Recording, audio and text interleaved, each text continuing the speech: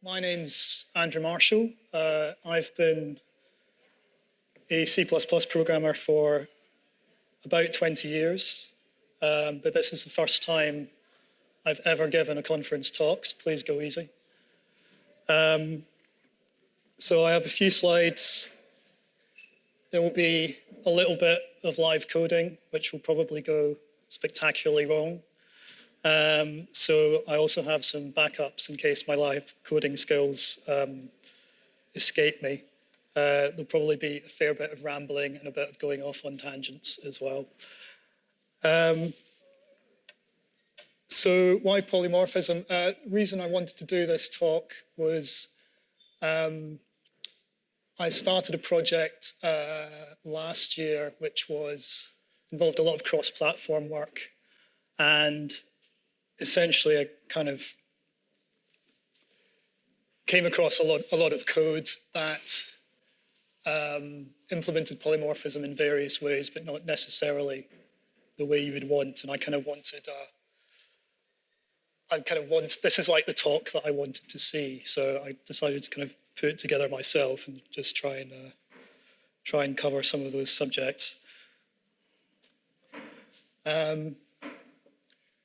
So this little character will probably mean nothing to anyone who didn't grow up in the UK in the 80s, so apologies for that. But this is morph. I realize it's only one morph, but my slides were lacking graphics, so this is a monomorph. So there are a lot of ways of achieving some kind of polymorphic behavior in your code. And what I mean by polymorphic behavior, it kind of changes depending on the context of what you actually mean by polymorphism.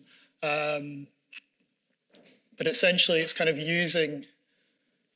it's mostly about software reuse, and it's about using the same pieces of code, but in different ways, in different contexts. As with a lot of things in C++, there are a lot of ways of achieving pretty much the same thing. And the reason for that is this zero overhead principle, which you've probably come across before. The idea being that you have a lot of ways of doing the same thing so that you can choose the right way of doing it such that you achieve, the best performance or the best design in your code. So you don't pay for what you don't use. There are some caveats to that. I don't know if anyone's ever seen Herb Sutter's talk where he talks about exception handling, which is, funnily enough, an exception to that case. So when I started putting this talk together, I was going to do it in kind of stages from working from kind of the outside in, so things you can do at build time, at compile time, and then at runtime. But as I was putting it together, it kind of made sense to do things in a slightly different way.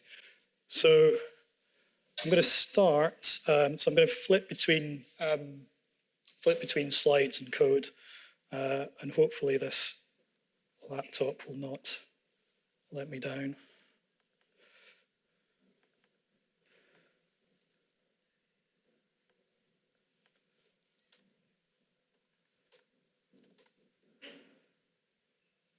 Okay, so I do have some pre-prepared examples just in case anything goes wrong.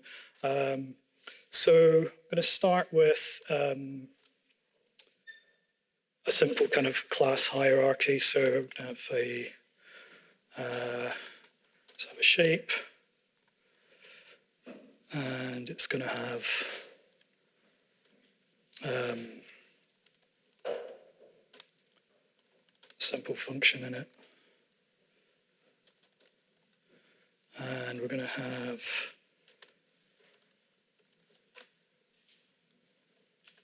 a couple of derived classes.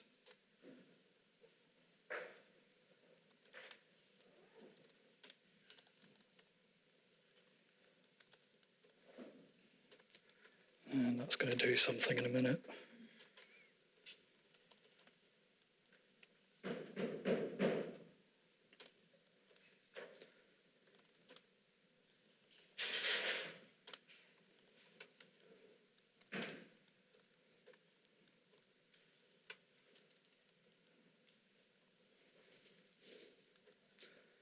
And of course, these need to inherit from something.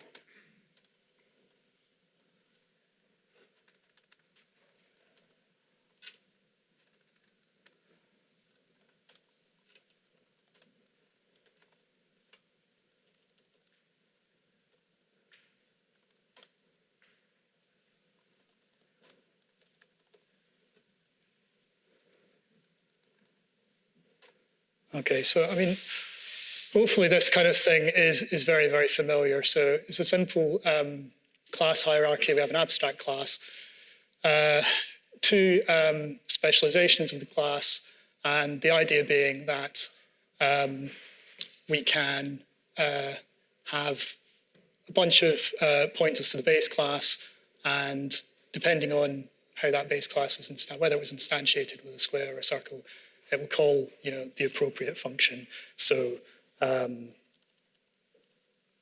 just have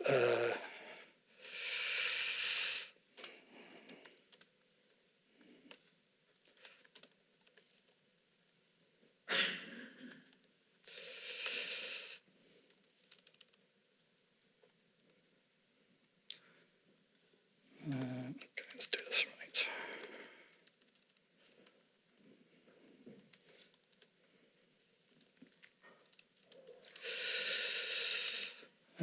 And we're going to create an array of those.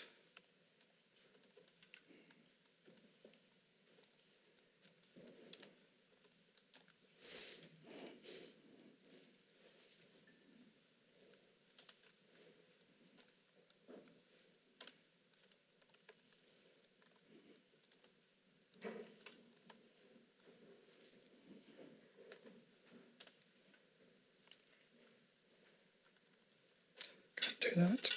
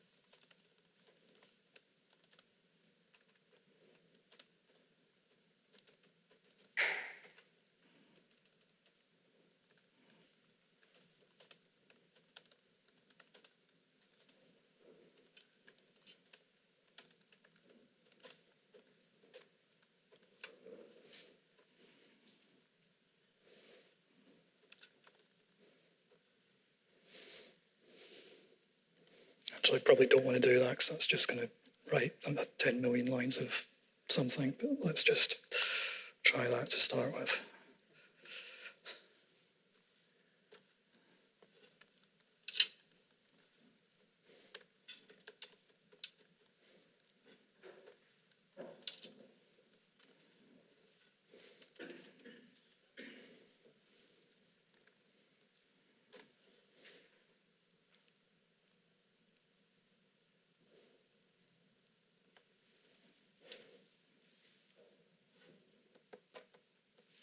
Where's my cursor gone?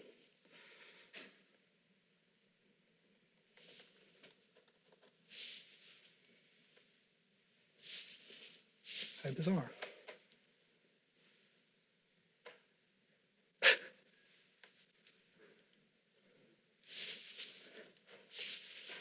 Sorry, I'm getting some very strange behavior.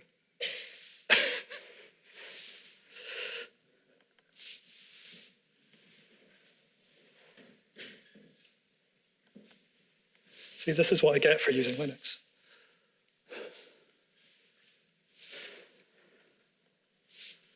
Hang on.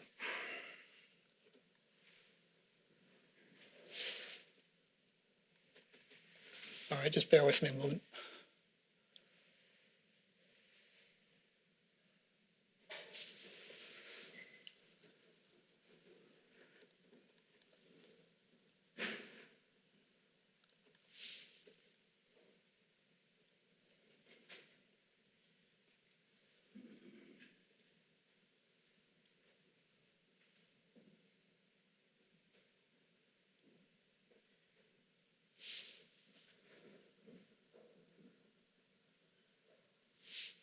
So I don't think this is your fault at all, by the way.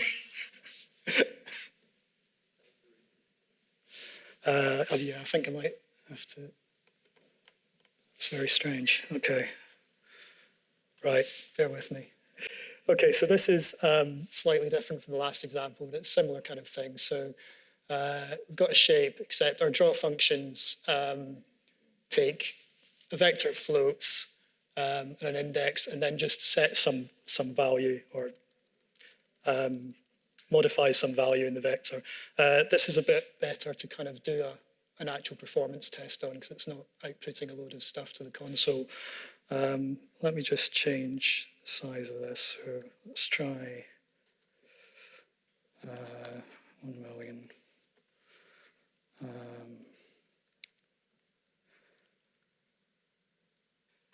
And I'm going to just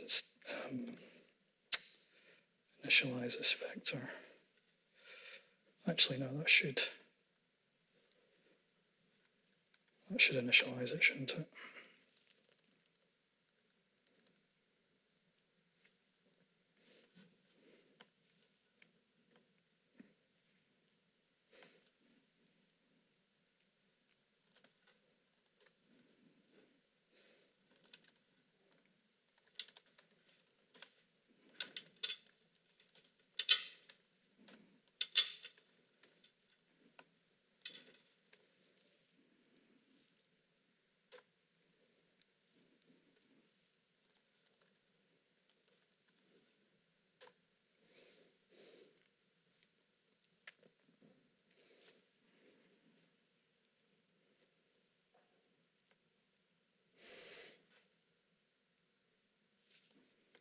Okay, let's add an extra factor on that.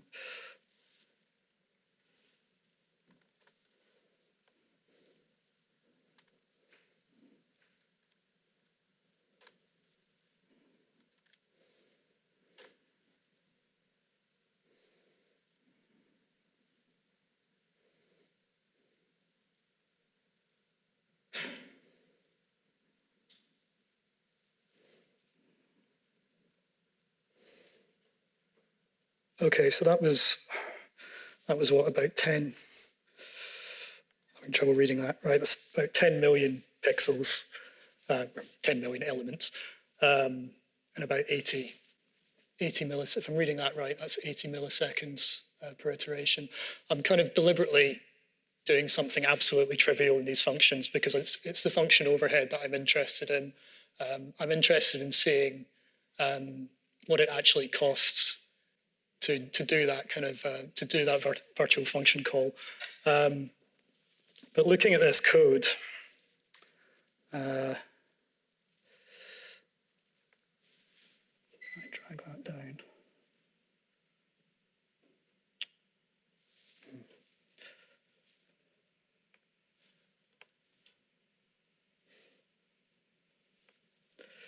So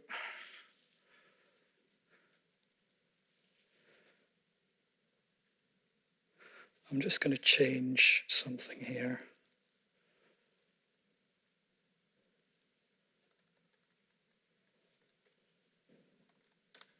Call this void draw.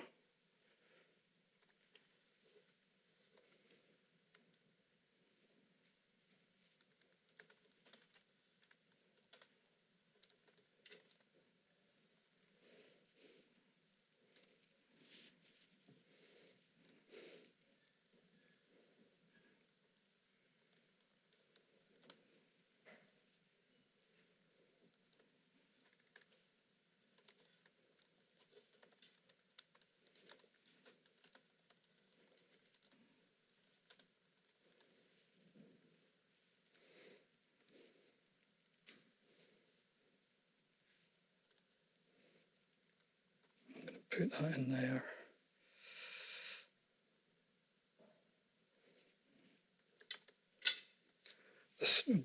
It'll become apparent why I'm doing this in a minute, hopefully.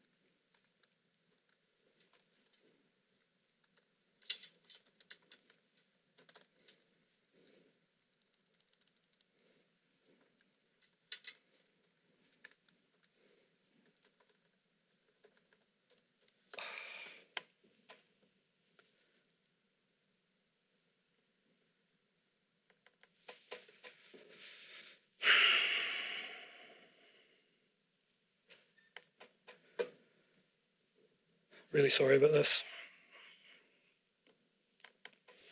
Okay, we might have to skip the live coding and just go through the examples.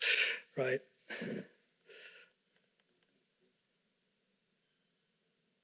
All right, there we go. We're back. Okay. Not sure what's going on there.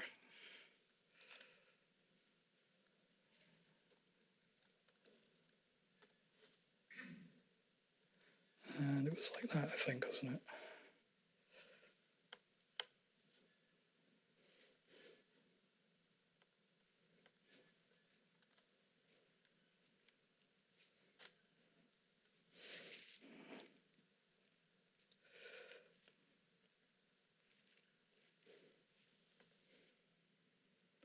What did I get wrong? Didn't give it size.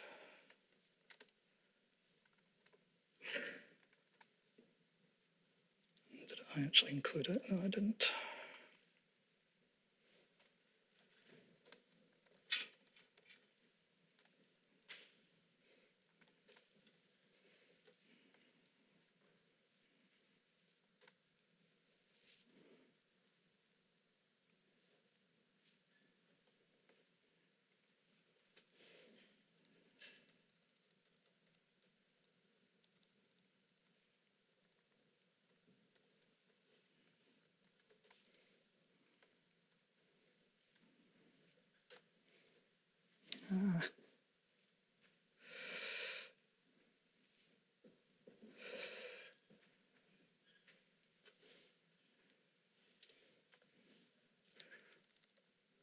Okay, I'm going to do some bad things and just get rid of the cons just so that I can, just for demonstration purposes.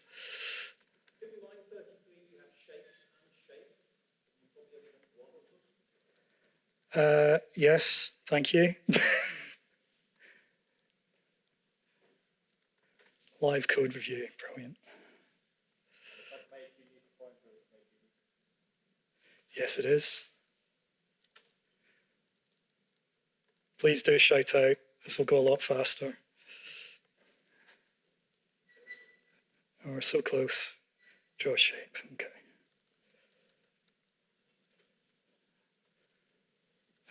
Yes, we wanted to do, it was like that, wasn't it? That's what we were doing before. Oh.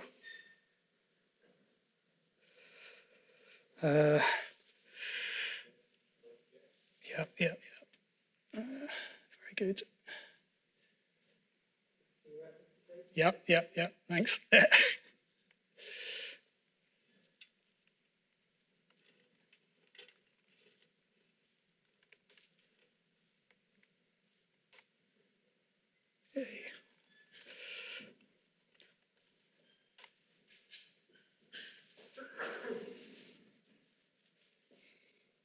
This is really just so that it's a fair comparison with what I'm going to do next. Okay, so we've got,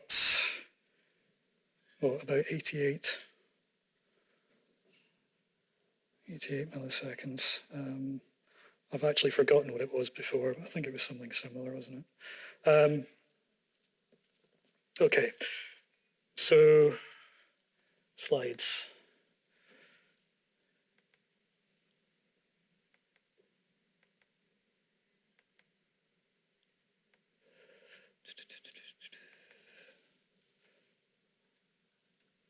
All right, so virtual functions.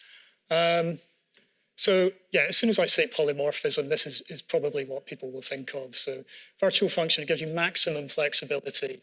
It allows you to use kind of things like plugins, so where the type doesn't even exist, when you're compiling your code, you can add, as long as you've got like the headers and you're deriving from the base class, you can add things with dynamic libraries after the fact.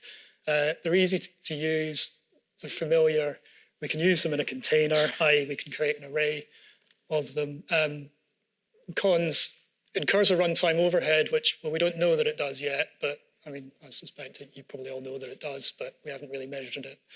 And also the implementation is down to the compiler. So if you look at this in something like Compiler Explorer, you will usually see this implemented in terms of a V-table, a virtual table, which I think pretty much every major compiler implements it as a virtual table, a V-table rather,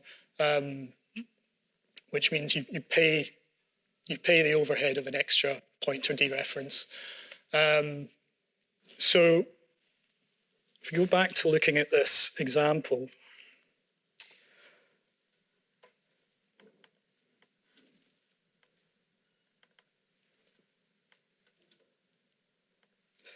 so there's nothing here really that we can't do at compile time. We're not doing anything that necessitates looking up the type at runtime. So we're kind of falling afoul of that zero overhead principle. We're paying for a lot of stuff that we're not using. So what are the alternatives to this? So we can do something a little bit different. So let's get rid of all these virtuals. Let's get rid of that. I'm going to rename this. I'm going to rename this. And I'm going to try and remember how to do this off the top of my head.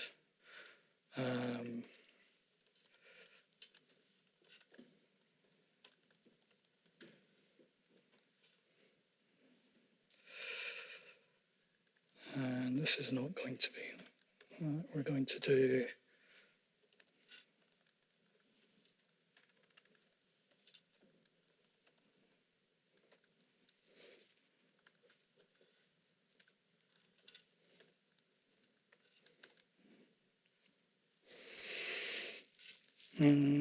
draw and pull.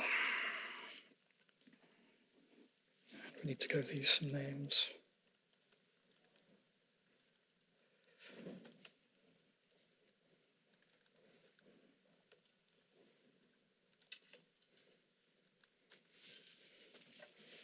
I'm just going to write down that 88 milliseconds before I forget, or I have to restart. Okay, to get rid of the override. Yeah, thank you. Yeah, I haven't even finished that yet. Okay, right. Draw and pull. So that wants to be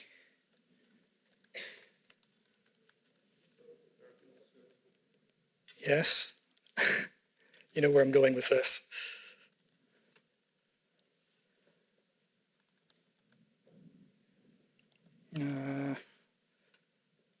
Stopped responding again, which hopefully is going to come back.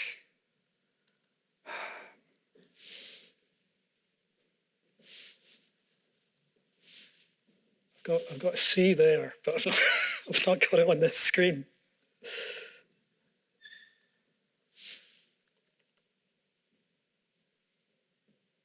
Something very weird going on.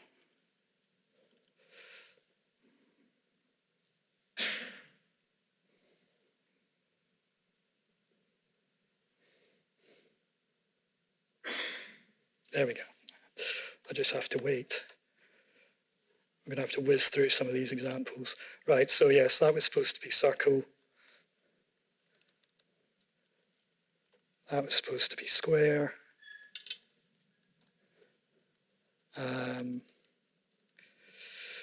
Okay, we can't do that anymore.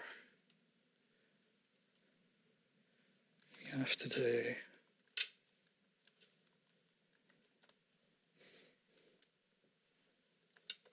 Let's just do that.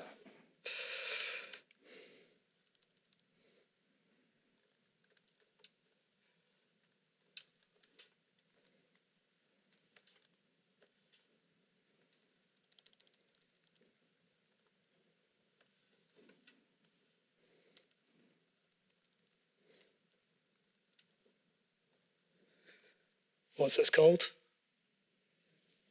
CRTP, yeah, okay.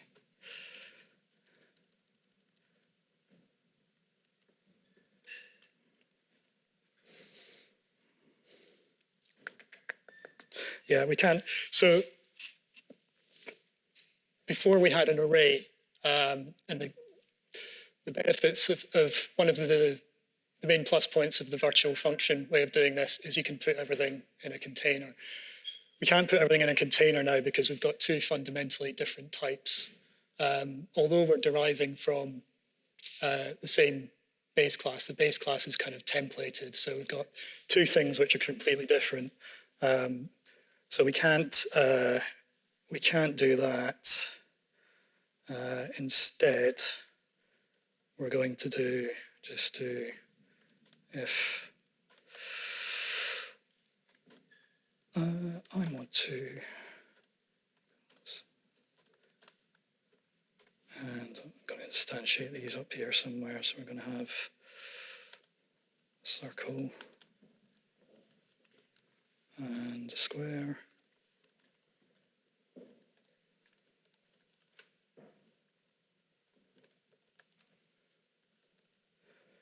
I'm going to do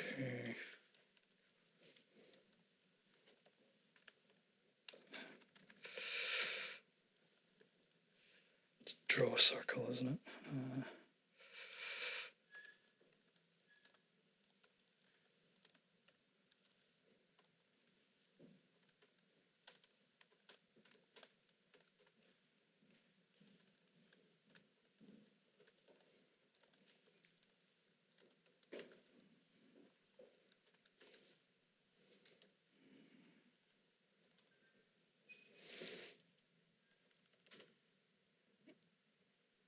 All right, let's try that. I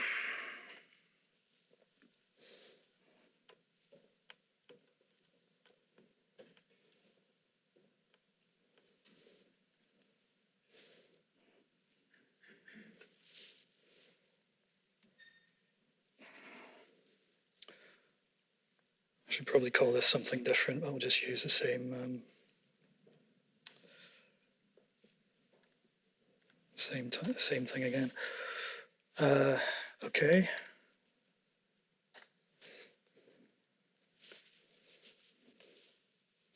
Right, yeah, so already that was quite obviously a lot faster.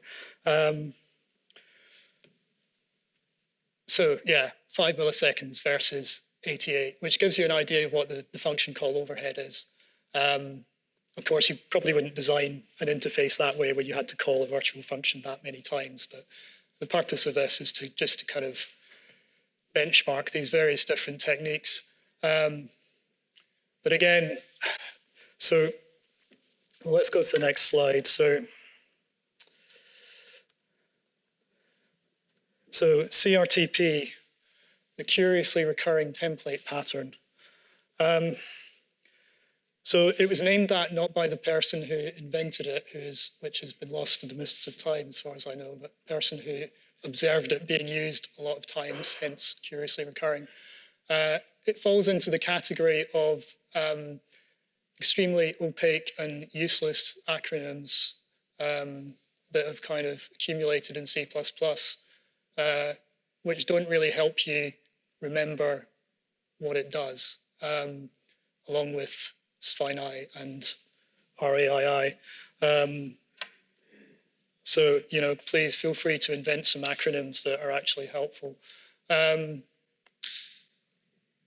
one of Jason Turner's talks that he does C++ Weekly, he spends a little bit of time on this and observes that it's kind of been seen it less and less, which is probably because it's kind of a bit weird.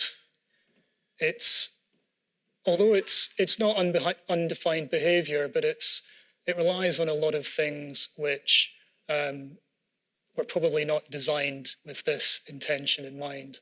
So I just think it's a bit weird. I'm not sure that it's that useful. And in 2023, there are better ways of doing the same thing. Essentially, a compile time interface or mixins, which brings us to concepts. So this is kind of how we do it in C++ 20. So I'm definitely going to go to my pre-prepared bit of code here because remembering the concept syntax is beyond my live coding abilities at the moment. So let's have a look at this. Oh, actually.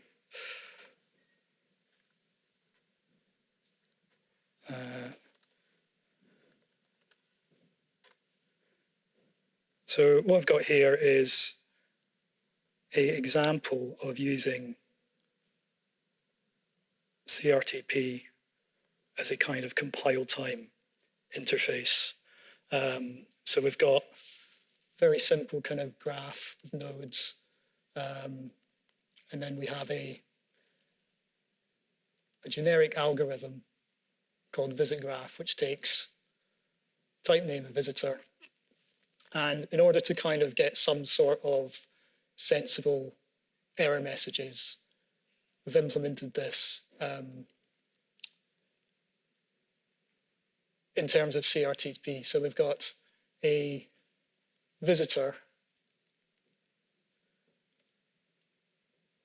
or we've got a kind of visitor that actually does something which inherits from a base class derived from itself, or where the template parameter is the derived class.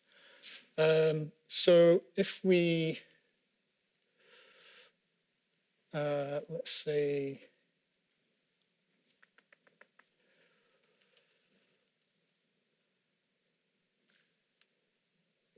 enter. Let's say that we don't implement one of these. So let's say I'll leave this one out.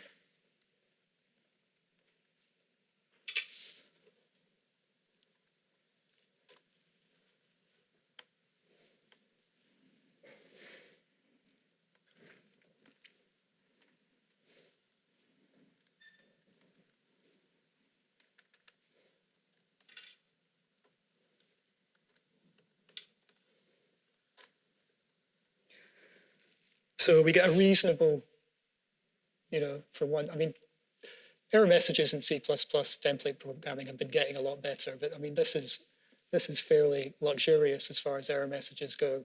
We're told that my visitor has no member named enter impulse. So we've got kind of a compile time interface. However, if you want to do this in C++ 20, then rather than using CRTP, I would probably do it like this. So there's no base class. Instead, there's this thing, which, trying to read this, So I think you're supposed to read this as the concept visitor is a thing that requires, for all types T called visitor, and type things called n of type node, the expression visitor enter n and visitor leave n has to compile. And then we get, so we can define our visitor without using a base class. We just say that, so instead the constraint goes on the generic algorithm. So visit graph takes a graph and takes a template constrained on the visitor concept. And so let's just check that that actually compiles.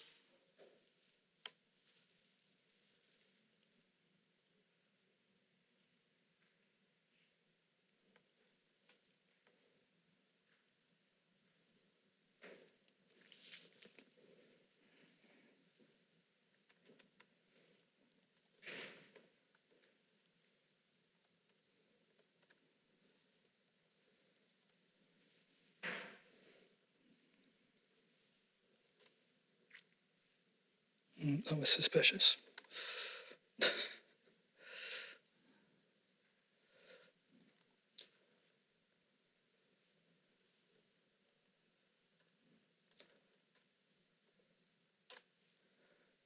Okay, so yeah, but let's do what we did before and remove one of these methods.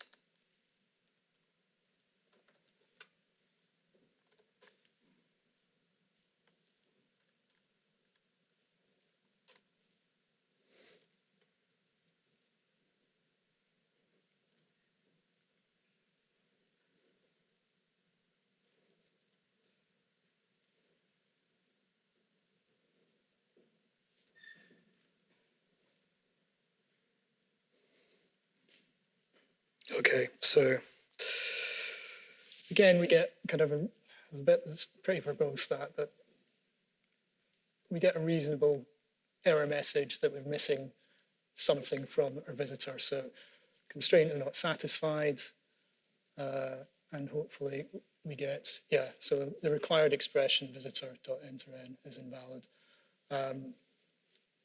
If concepts diagnostic depth equals 2. I've never seen that before, that's new on me. Exercise for the reader is to have a look at that.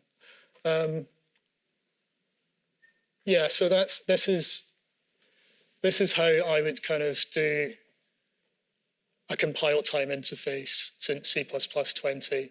And I guess it's because of things like this that CRTP is kind of becoming less and less common.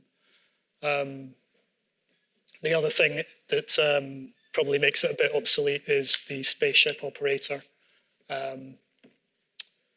which allows you to do some kind of mix-in behavior. But I'm not going to go into that. How are we doing for time? Okay, well, I want to look at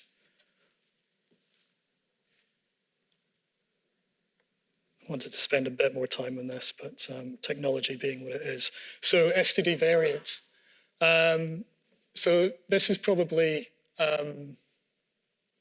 one of the more interesting things. So let's go back to our CRTP example. And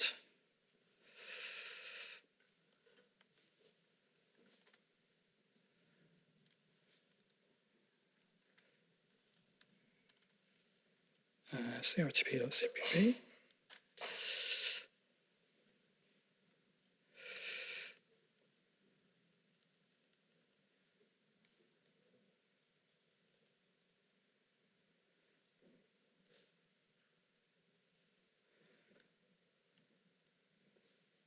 And what I'm going to do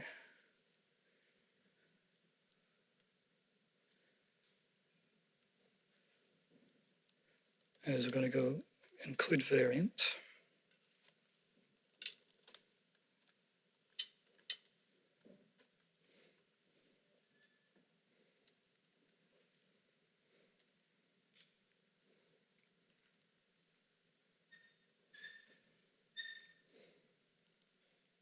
I'll tell you what. Let me just run that example.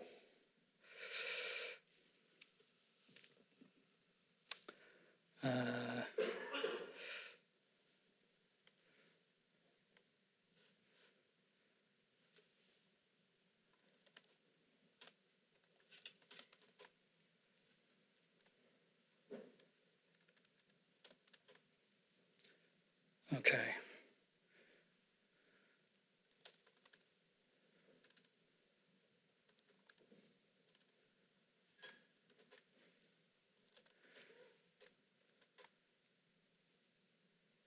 So what I want to do is just try this on a container with a different compiler. I'm going to run that with GCC 11.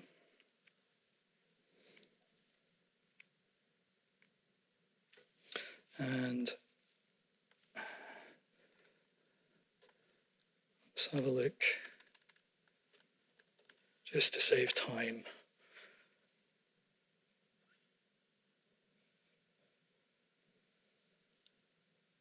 So with the variant, so the variant is what allows us to put these different types into a container. So we can have a variant which can be a variant which can either be a circle or a square. Because those are all the same type, we can put it into an array. And we create a new thing called a draw context. So this is basically the variant visitor pattern, and we define an operator for each type that's in the variant. So one for circle and one for square. And so we put that into an array. And how big's our buffer in here? So that's supposed to be an 8. I think that's 8K. So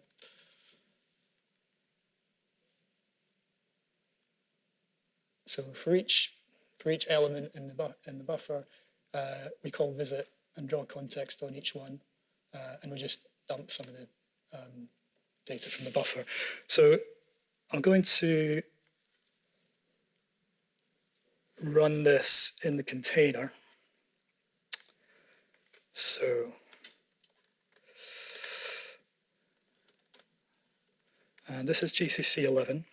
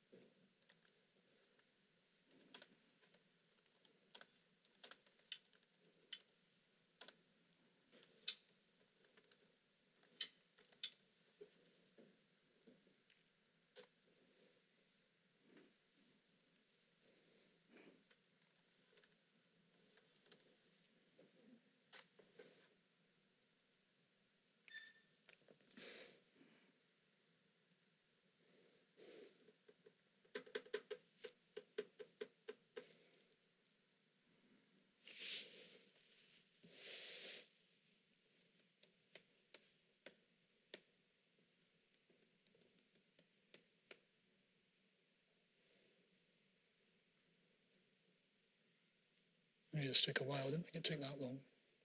Oh, there we go. So you're probably thinking this is maybe not smart choice at this point. So that was, what, 266 milliseconds. So now I'm going to try a different container with GCC 12.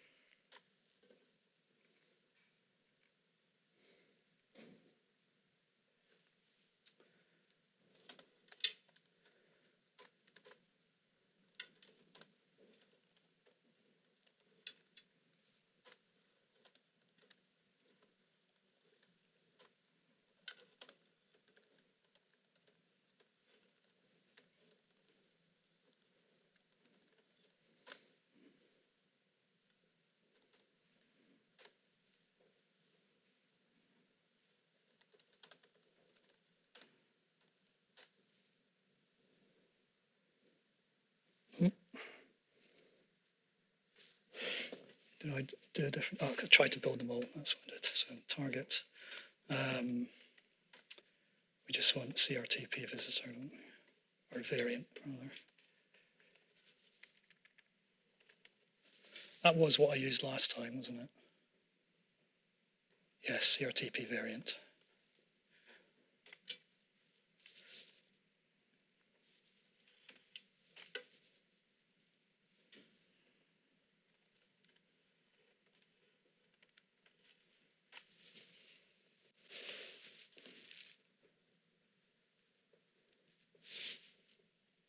(18 milliseconds), order of magnitude faster in GCC 12. I don't have time to do it now, but I highly recommend, well, maybe I'll have time, I'll have a go, is to go into Compiler Explorer and see what the difference is between GCC 11 and 12 and how it actually implements SCD variant. In fact, if any of you are compiler engineers, you know, I take my hat off to you. But the long and the short of it is there's a lot less code generated when GCC 12 handles variants. At least in this particular case, I don't know how it handles, you know, problems. I mean, this is a toy problem, really, but it's illustrative of what the compiler can do when you actually give it all the information. So even though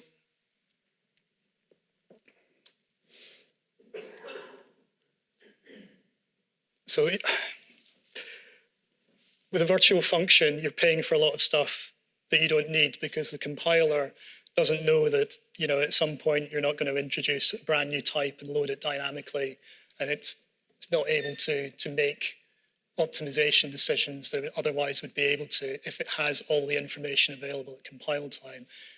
When you use the variant, you give the compiler all the information available, but then the actual implementation of variant is not defined by the standard. But at least as a developer, you're doing your part by giving the compiler all of the information available, and then the compiler engineers can then decide what they do with that information. And obviously, someone has decided in GCC 12, or more likely the library, that they can make, you know, some fairly significant optimizations when it has all that information. So it may inform your compiler choice. I haven't tested Clang, by the way, so I don't know. So the implementation is vendor defined. So I think if you go into Compiler Explorer and look at the code generated by GCC 11, you'll see it generates a vtable, so it's basically doing much the same work that a virtual function dispatch does. Whereas with GCC 12, it looks very different. The last thing that I wanted to look at was something which is kind of not really polymorphism at all, but this is where this talk kind of started, because it was this that I saw. It was this kind of thing which I saw, which kind of inspired me to look into polymorphism techniques. So I worked on a cross-platform project which had something like, I'm not going to write some compiling code here, but let's say,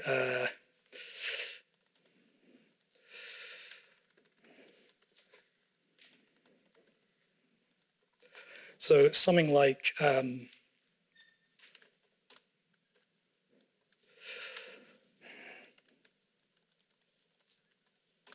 so some sort of hardware controller which does some stuff. And then there was in some other file, there was a, you know, Windows I2C controller.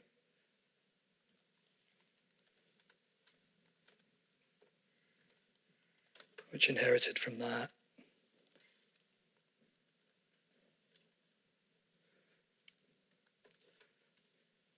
And then there was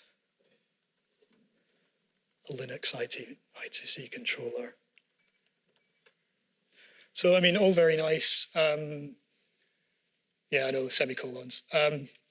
all very nice, and kind of nice design and whatnot. But as a C++ programmer, this kind of raises the hackles on the back of my neck, because these two classes are never going to exist in the same binary at the same time.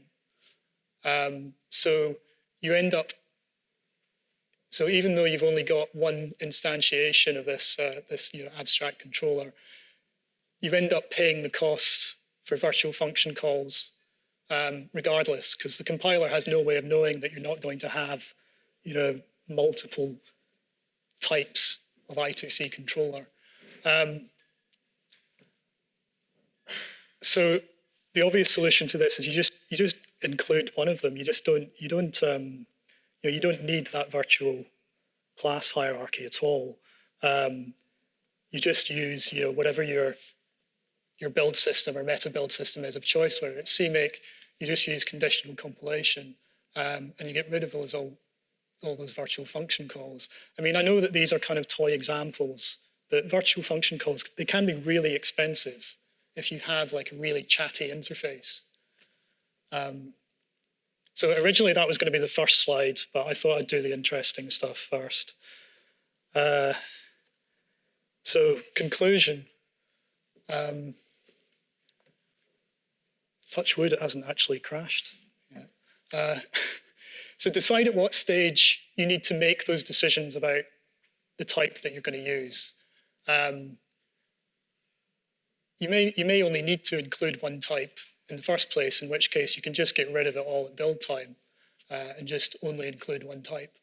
If you can make the decision at compiler time, make it at compiler time, because even though you might not see an advantage immediately, you never know when someone down the line is going to take that information and build it into the compiler and give you much faster code as a result.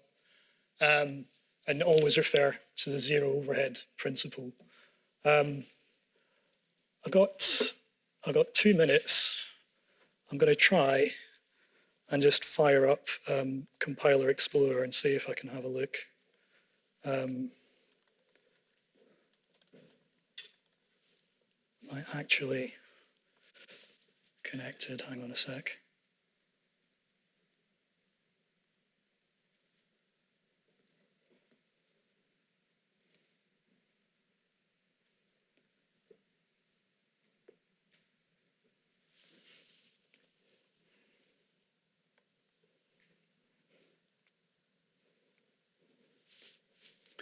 So let's see if I can grab some of that code from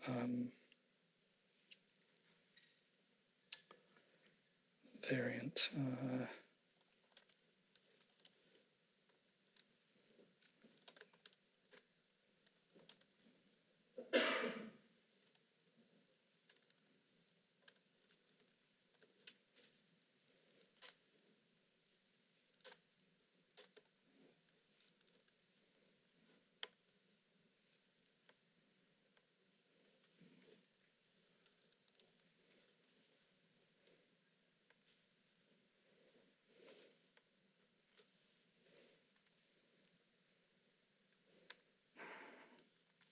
All right, how do I copy and paste this?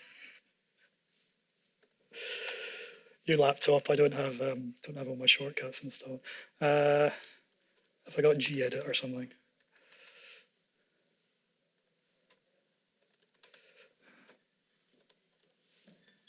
There you go, that one will do.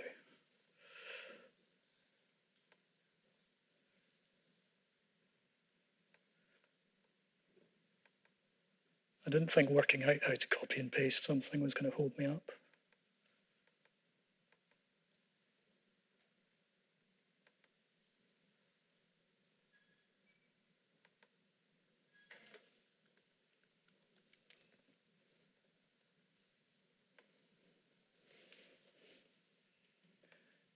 So we want GCC 11 point something.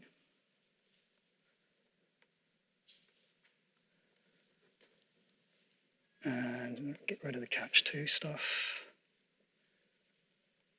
And just call this main.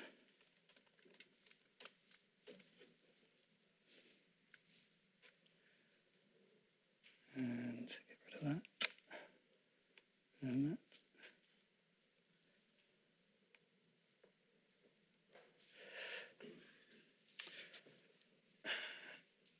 So it's probably the main function that we want to have a look at. So what I'm looking for